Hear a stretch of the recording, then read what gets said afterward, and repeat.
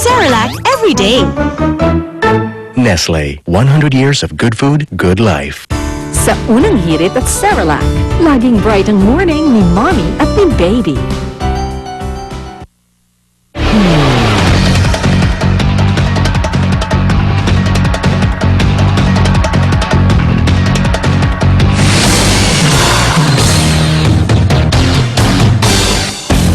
Nagbabalik po unang balita, litrato ng isang tuta na nakasabit sa sampayan na pinost sa Facebook, umani ng batikos. Ayon sa Philippine Animal Welfare Society, malinaw na isa itong uri ng pagmamalupit sa hayop. Darito ang report ni Rafi Tima. Hindi ito isang stuffed toy, isa itong buhay na tuta na isinipit ng may-ari sa sampayan. Ang mga litrato ay pinost pa sa kanyang Facebook page sa album na pinamagatang Bagong Ligo si Papi. Umaani ito ngayon ng pagkontina mula sa mga Facebook user sa bansa at kahit sa ibayong dagat. Ayon sa Philippine Animal Welfare Society o PAWS, malinaw na isa itong uri ng pagmamalupit at labag sa Animal Welfare Act. Napaka-uncommon talaga na gagawin mo to sa isang living thing, ano?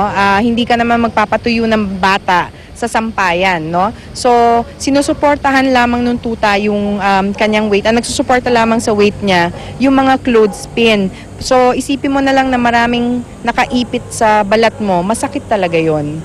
Sinubukan ng GMA News na makontak ang nagpost sa mga litrato, pero hindi ito sumasagot sa Facebook message at maging sa email. Nagpost siya ng paumanhin sa kanyang Facebook account at inaming mali ang kanyang ginawa. Pinagsisisihan daw niya ito at handa raw niyang harapin anumang kahantungan ng kanyang ginawa. Pero hindi naman daw niya balak saktan ng alagang tuta, lalo pat isa rin daw siyang pet lover. Katunayan, nagpost pa ito ng anyay bagong video ng kanyang isinabit na tuta na maayos daw ang lagay at nakikipaglaro pa sa kanyang alagang pusa. Pero ang post, desididong pananagutin ang nagpost ng mga nakababahalang litrato. We're gathering evidence na, no? And we're putting together all the evidence that we can para dito sa case na to. And as soon as we meet, lahat ng staff ng PAWS, we will file an affidavit and file a case against this person. Paalala ng PAWS, hindi man daw nakakapagsalita ang mga alagang hayop. May damdamin din daw ang mga ito, kaya hindi dapat tinatratong parang laruan. At hanggat may mga patuloy na lumalabag dito, patuloy raw silang magbabantay, katuwa ang mga social network users na unang nagsumbong sa kanila tungkol sa nakitang pagmamalupit.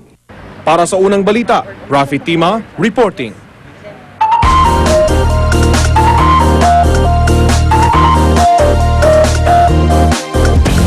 Tatlong gulang na Japanese national nag-enroll sa grade 3 sa isang elementary school sa Pangasinan para po mag-aral ng Ingles, Tagalog at Pangasinense. Dahil sa kagustuhan niya matuto, nagsisilbi ngayon siyang inspirasyon sa kanyang mga kaklase. Darito ang report. 63 gulang na ang Japanese national na si Etsuo Yamagata, pero grade 3 pa lang siya sa Jose Maca Piningbatan Senior Elementary School sa San Carlos, Pangasinan. Sinadya ni Yamagata na pumasok sa ikatlong baitang dahil nais daw niya matuto ng wikang Ingles at Pangasinense. Nakapag-asawa kasi siya ng isang taga-Pangasinan. English, but studying Tagalog, but as soon children teach me that Pangasinan, so that as soon one word is 3 words. Pangasinan, Tagalog, English. Yeah, so that too much difficult. Pero kahit hirap matuto, matyaga niya itong inaaral. Nagsample pa nga siya ng kanyang natutunan. Mahal kita. Mahal kita. Maganda.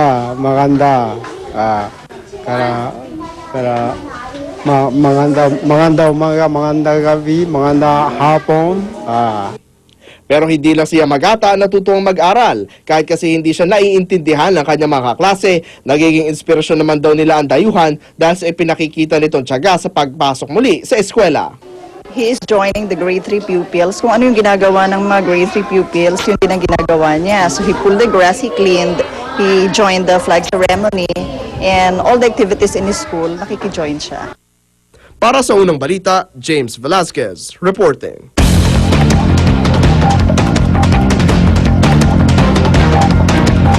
Para naman sa ating ulat panahon, patuloy pa rin binabantayan ng Pag-asa ang namumuong sama ng panahon na posible umanong maging bagyo bago matapos ang linggong ito. Huli itong namataan 180 kilometros silangan ng Mindanao at nakapaloob ito sa Intertropical Convergence Zone o ITCZ. Kaya asahan na raw ang madalas na maulap na kalangitan na may kalat-kalat na pag-ulan sa Visayas at Mindanao, kasama na po dyan ang Palawan. Partikular ding pinag-iingat ang mga nasa silangan at katimugang Mindanao sa posibleng pagbaha at landslide dala ng malakas na pag-ulan.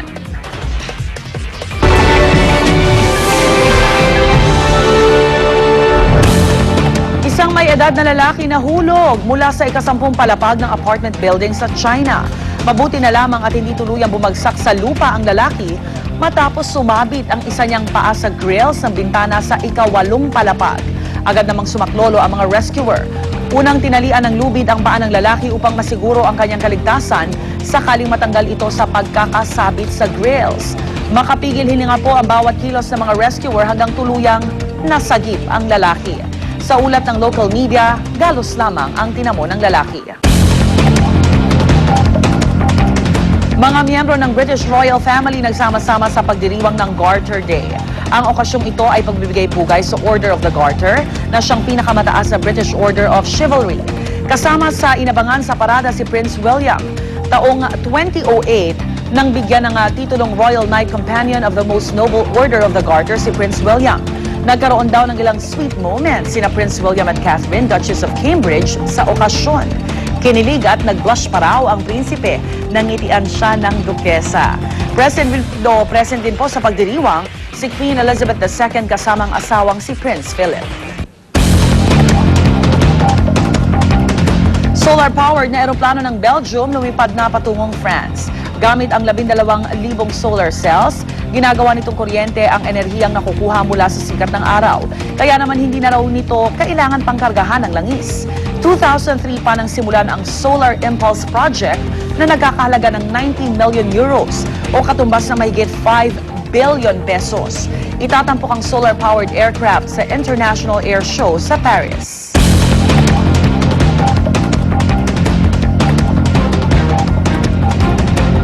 Panukalang 125 peso across the board wage hike, suportado ni Sarangani Representative Manny Pacquiao.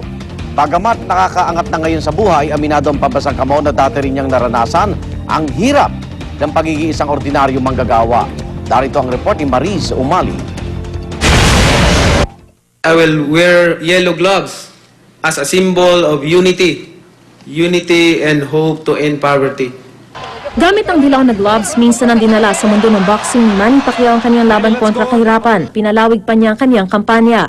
Lumagda si Congressman Pacquiao bilang co-author ng House Bill 375 o ang panukala para mabigyan ng karagdagang 125 pesos across the board wage hike ang mga manggagawa sa pribadong sektor. Sa tingin ko, kailangan na ipatupad at mapasa na yung 125 na dagdag. Hindi ito kalabisan, hindi sa kanila.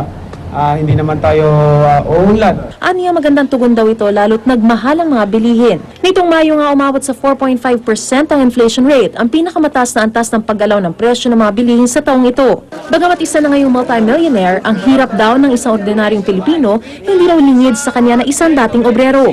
Alam niyo po, nakapagtrabaho ako sa construction, naging pintor ako, naging welder ako. Lahat, nagtitinda ako ng sampagita. Kung ano-ano na lang mga trabaho ang pinasukan ko para lang may makain. Ngayon, ang aking suporta ay maasahan nyo. Ikinatuwa naman ito ng Anak Pawis Party List at grupong Kilusang Mayo 1 na matagal nang isinusulong ang legislated wage hike. Hindi rin kasi umubra ang ilang wage hike petition ngayong taon na nauwi sa pagbibigay ng cost of living allowance sa ilang rehiyon kabilang ng Metro Manila. Tanging Ilocos Region, Cagayan Valley Region at Calabarzon lang ang nabigyan ng aumento sa sahod. 8 piso sa Ilocos Region, 10 piso sa Cagayan Valley Region at 17 piso sa Calabarzon. Immediate economic relief lang, no? Malayo pa rin talaga doon sa 957 pesos na cost of living. Kaya hindi po dapat pamiliin yung ating mga kapatid na manggagawa sa kung gusto nilang magkaroon ng trabaho o dagdag na sahod. Una nang sinabi ng Pangulo na mas sinusuportahan niya ang pagbibigay ng aumento sa sahod sa pamamagitan ng mga petisyon sa wage board. Para sa unang balita, Mariz Umali reporting. Oras na para sa unang chika, narito na si Luwan D. Luwan.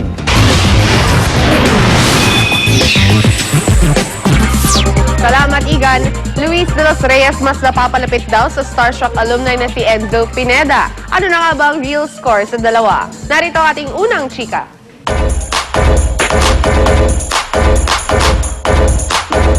Mas napapadalas daw ang paglabas-labas ngayon ng rumored couple na sina Luis de los Reyes at Enzo Pineda. Kamakailan lang, nakita na naman daw ang dalawa na magkasamang nanood ng sine. Hindi, kasi po talaga, gusto ko talaga manood ng X-Men. And siya, gusto din niya mapanood yung X-Men. Kasi gusto, parang, wala lang, gusto niya yung characters na yun. Tapos yun, nagkaroon ng time.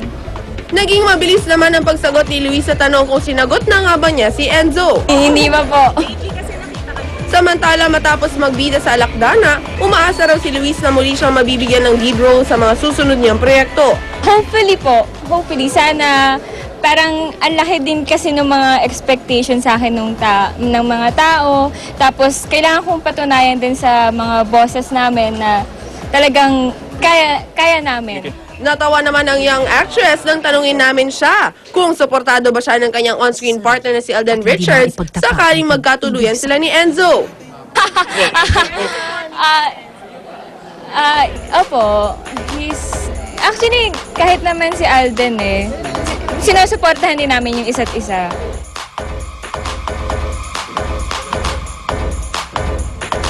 Marami pa tayong pagchichikahan maya-maya lang. Balik muna tayo kay Igan. Salamat, Luan. Latest po sa traffic. Narito na si Lavan Juver. Love.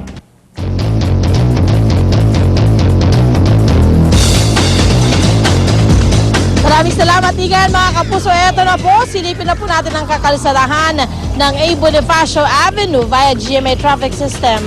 Ito po ang daloy ng trapiko dyan. May kita natin na magkabilang lane.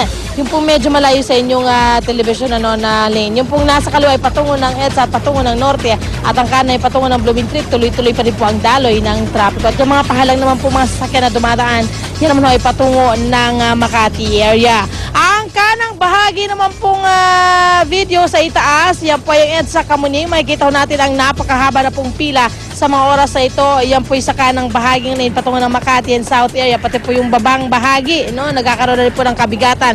Ang kaliwa naman patungo ng Monumento at patungo ng Norte, napakaganda pa rin po ng daloy ng trapiko. Sa McKinley Road naman po, makikita ho natin ngayon, medyo mas tuloy-tuloy po dyan at maganda pa ang umaga ng ating mga motorista. Yung kaliwang bahagi naman po, EDSA Ortigas na video, makikita ho natin ngayon, ito pong nasa ibabang bahaging flyover, yan ho ay patungo ng Makati area, may konting pagbagal na pong nararanasan at yung mga paakyat naman pong sa flyover patungo ng Pasig, makikita naman ho ng tuloy-tuloy na daloy ng trapiko. Yung kanang bahaging lane naman po ng EDSA Ortigas, patungo po ng EDSA Cubao, parang may konting pagbagal na rin pong nararanasan ang ating mga motorista dyan. Ayan, may kuling po tayo ngayong araw. Mga plaka nagtatapos sa numbers 5 and 6. At yan po muna ang aking update sa ating mga kalsadahan at katapikan sa Metro Manila. Ako rin po nag-iisang reyna ng kalsada, Lawan Duvers. Follow mo dyan, Nembra. Balik sa'yo, Igan. Maraming salamat, Love. At ang hirit natin mamaya, isang magsasaka at alaga niyang kalabaw, patay matapos tamaan ng kidlat sa Dingas, Ilocos Norte. Ginagawang gusali sa Nairobi sa Kenya, gumuho, 4 ang patay.